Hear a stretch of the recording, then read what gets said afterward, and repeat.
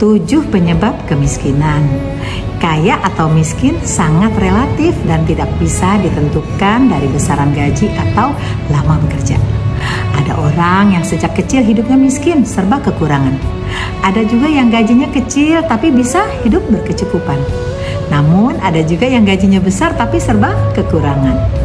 Hasil penelitian mengungkapkan bahwa kemiskinan disebabkan beberapa faktor. Di antaranya 7 hal ini menjadi penyebab orang miskin. Yang pertama, suka menyalahkan nasib. Ia punya keyakinan bahwa miskin adalah hasil turunan atau warisan orang tuanya. Yang kedua, malas bekerja dan bertumbuh. Merasa sudah cukup dengan kebutuhan cari makan saja. Merasa tidak perlu mencari penghasilan untuk masa depan sehingga terlena di zona nyamannya. Yang ketiga, gaya hidup tidak sesuai dengan pemasukan atau boros. Hutang sana sini untuk memenuhi keinginan. Saat memasuki usia tua, baru sadar ternyata selalu kekurangan untuk kebutuhan hidup. Yang keempat, tidak punya tabungan masa depan. Dan yang kelima, tidak punya ilmu untuk mengatur keuangan. Mana untuk kebutuhan, mana yang untuk masa depan.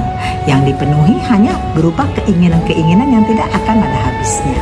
Yang keenam, pendidikan rendah. Orang yang berpendidikan rendah cenderung mendapatkan pekerjaan dan gaji lebih rendah dari yang lain. Dan juga tidak melek teknologi sehingga selalu tertinggal dari yang lain. Yang ketujuh, tidak punya rencana masa depan. Hidup apa adanya, terkesan pasrah pada keadaan, malas untuk belajar. Kita boleh miskin jika miskin itu adalah takdir, di mana semua usaha untuk memperbaiki hidup sudah dijalani dengan maksimal, namun hidup tetap miskin. Tapi jangan miskin karena kebodohan dan kemalasan. Malu kan sama yang cacat fisik dan punya keterbatasan tapi masih bisa berkarya. Dan jika keadaan miskin benar-benar adalah takdir, maka jangan sampai kita miskin akhlak dan miskin ilmu.